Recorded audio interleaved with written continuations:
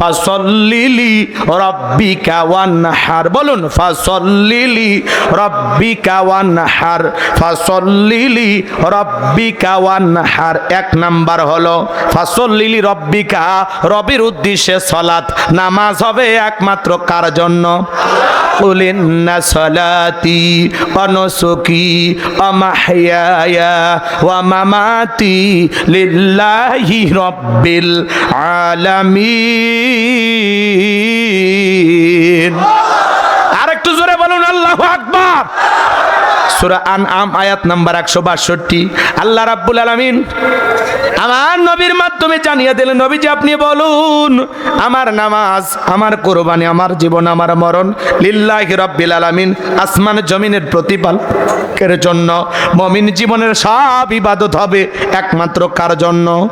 আমার জীবন, আমার মরণ, আমার বন্দেগি কবুল করো ইয়া ইলাহি, আমার জিন্দেগি, আমার জীবন, আমার মরণ, আমার বন্দেগি। আল্লাহু আকবার।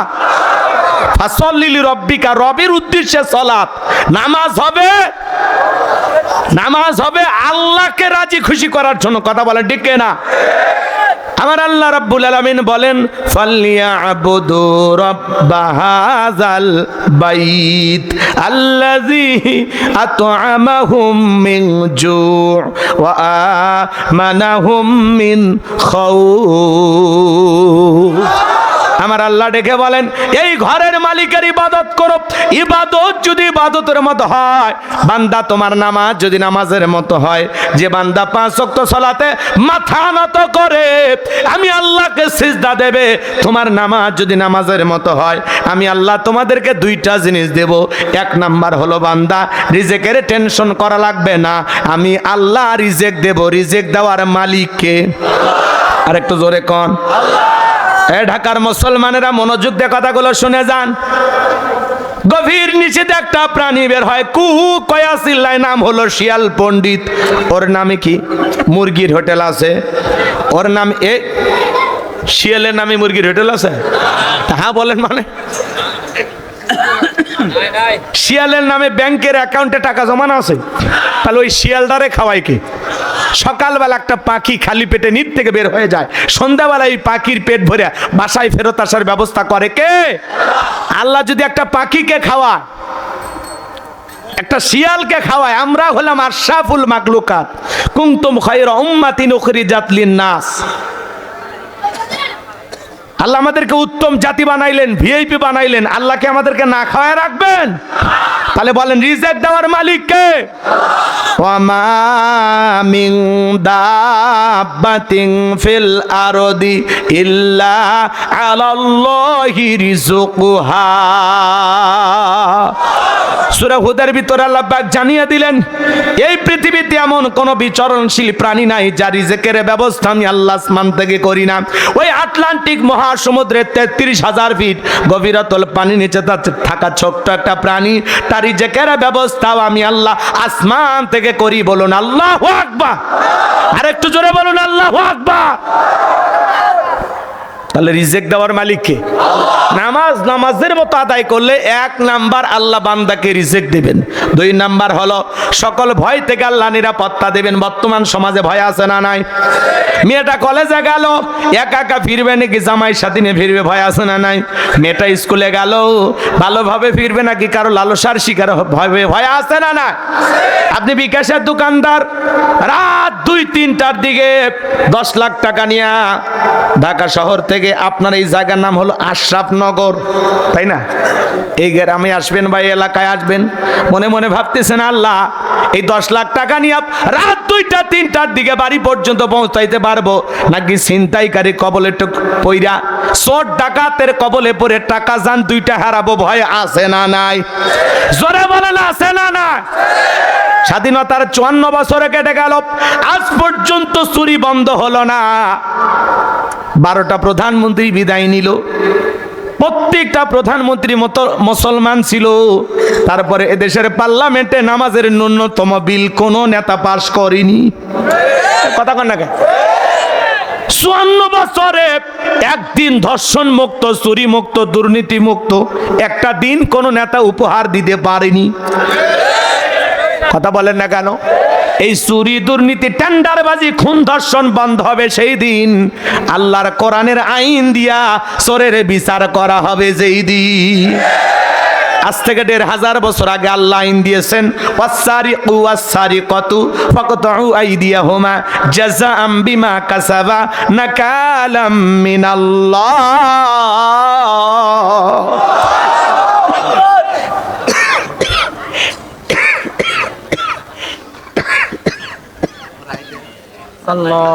আজ থেকে আল্লাহ 1500 বছর আগে আইন দিয়েছেন সূরা মায়দার 38 নম্বর আয়াতে, চোর পুরুষ হোক আর নারী হোক, আল্লাহর বিধান, আল্লাহর ফয়সালা। অপরাধ যদি প্রমাণিত হয় চোরের হাত কেটে দাও। একটা চোরের হাত কেটে বাইতুল মুকাররমের সামনে নিয়ে আসা সোশ্যাল মিডিয়ার মাধ্যমে ফলাও করে যদি প্রচার করা হতো, প্রত্যেকটা স্যাটেলাইট টেলিভিশনে ব্রেকিং নিউজ আকারে দেখানো হতো যে বাংলার পার্লামেন্টে আইন চালু হয়েছে, সিদ্ধান্ত নেওয়া হয়েছে চুরি করলে চোরের হাত কেটে দেওয়া হবে।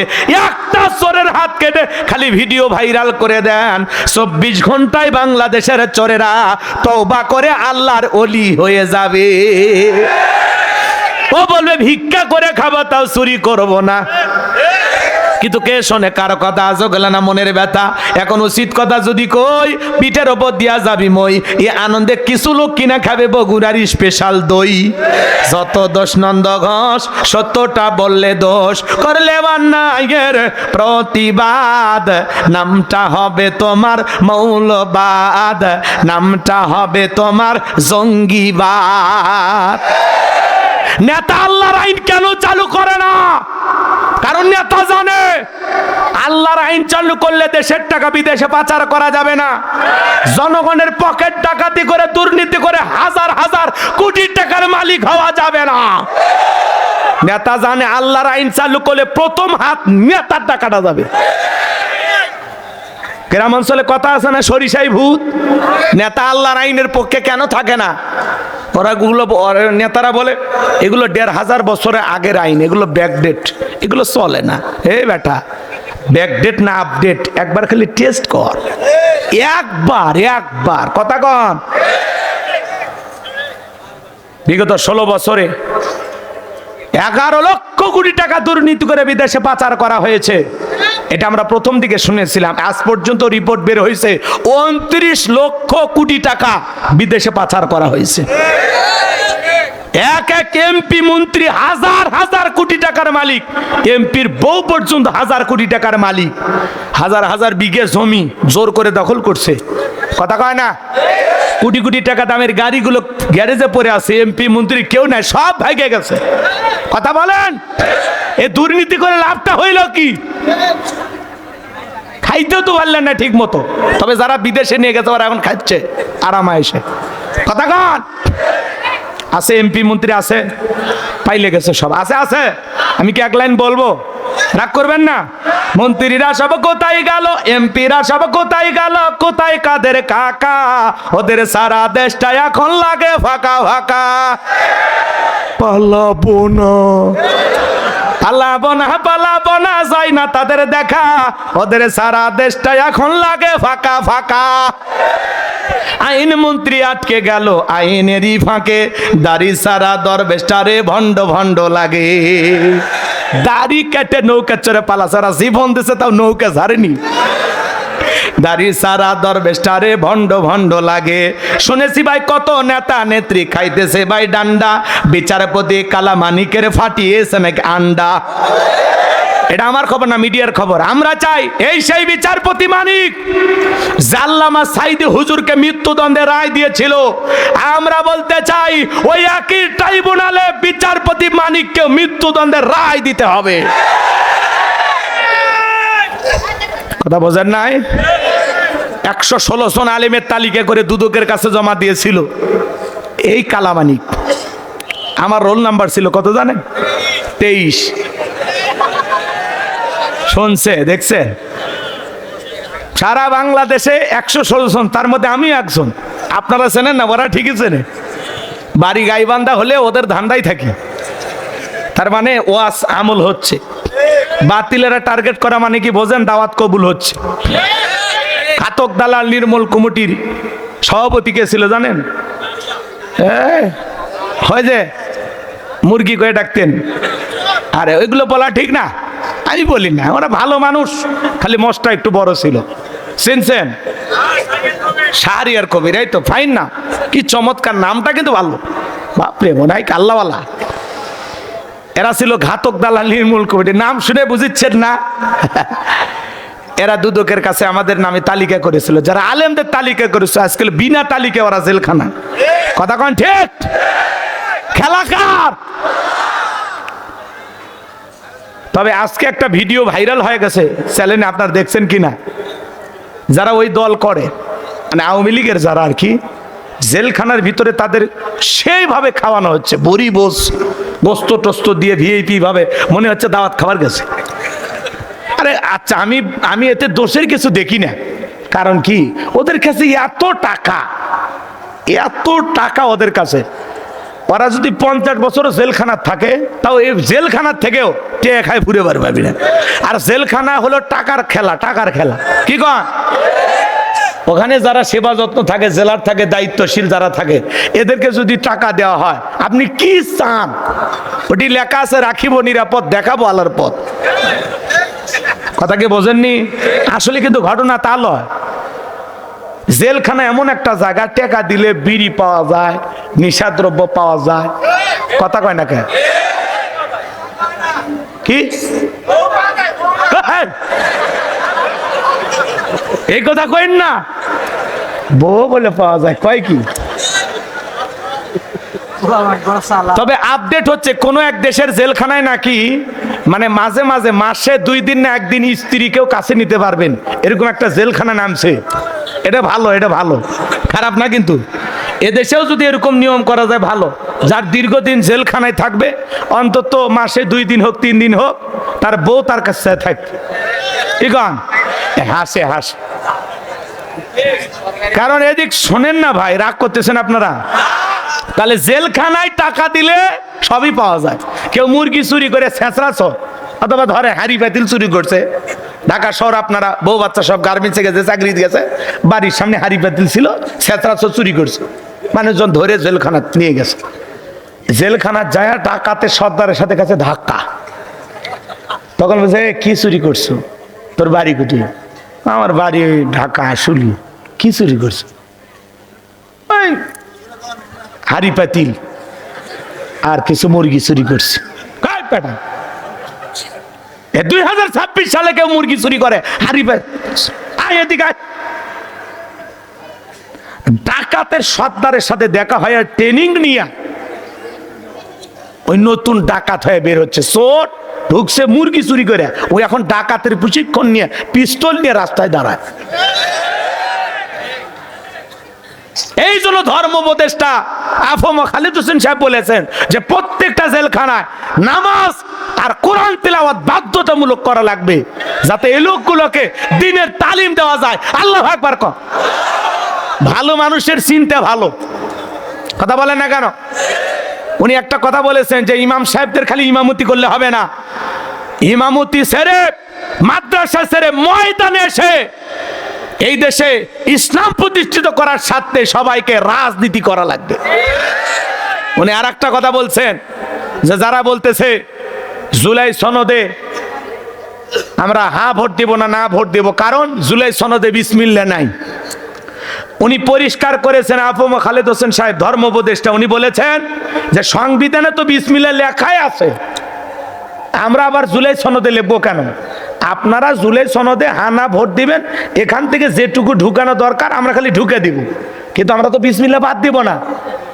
শহীদ প্রেসিডেন্ট জিয়াউর রহমান যে বিসমিল্লাহ ঢুকাইয়া রাখছেন ওটা থাকবে, আল্লাহর প্রতি আস্থা বিশ্বাসের জায়গা থাকবে, কিন্তু ভুল বুঝানো হচ্ছে।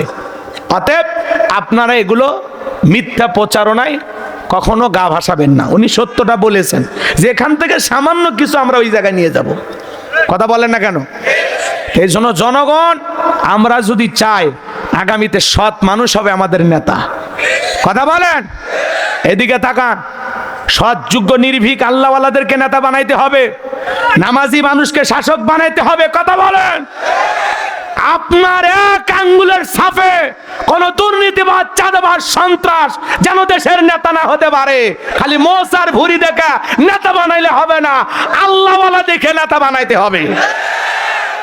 কথা বলেন, এটা সেই ইসলাম কায়েম হোক, আল্লাহর আইন চালু হোক। কারা কারা চান একটু হাত তুলে দেখান তো দেখে।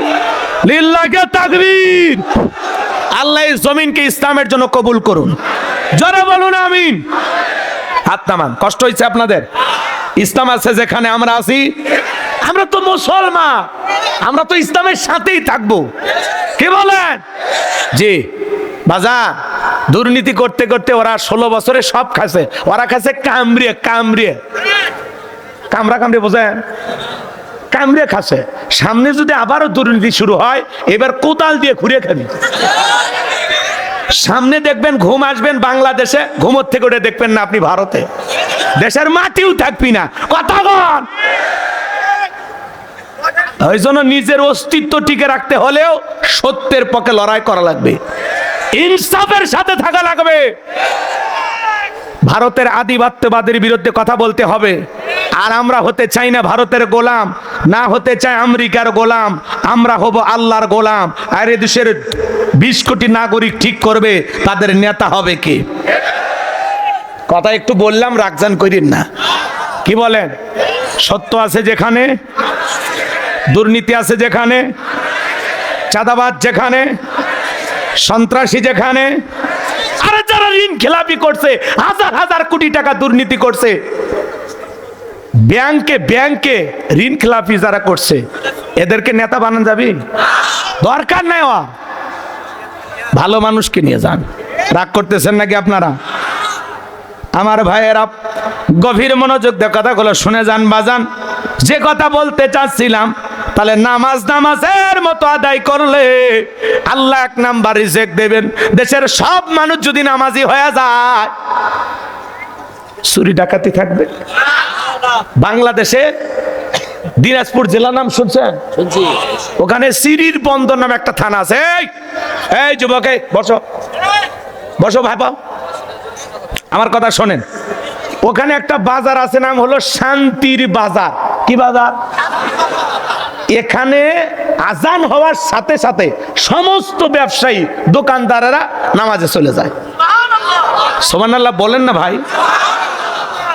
আমি ওখানকার একটা রিপোর্ট প্রকাশ হয়েছে, আমি নিজে ওখানে গেছি। শুনলাম যে হুজুর সবাই 5 ওয়াক্ত নামাজ পড়ে এই জায়গায়। আমাদের এই বাজারের সিস্টেমই তাই, আজান হলে আমরা সবাই মসজিদে যাই। আজ পর্যন্ত কারো দোকান থেকে একটা মূলা, বাগুন, মরিচ, কোনো দোকান থেকে একটা আদা, রসুন, কোনো ড্রয়ার থেকে 1 টাকা চুরি হয়নি। তাহলে একটা বাজারের যদি এই উদাহরণ হয়, আর একটা দেশ যদি এরকম হয়, কি বলেন? কথা বলেন না ভাই? আমরা কি অন্য ধর্মের ওপর জুলুম করতেছি? না। ওরা ওদের ধর্ম পালন করবে, আমরা আমাদের ধর্ম পালন করব। মুসলমান হিসাবে বলেন তো 5 ওয়াক্ত সালাত আদায় করে নফল না ফরজ? এটা রবের বাধ্যতামূলক অর্ডার। শুধু মসজিদের গেটে আত্মাকওয়া জামি মসজিদ লেখা রাখলে হবে না। ওখানে যারা নামাজ আদায় করবে তাদের অন্তরে তাকওয়া থাকার দরকার আছে না? না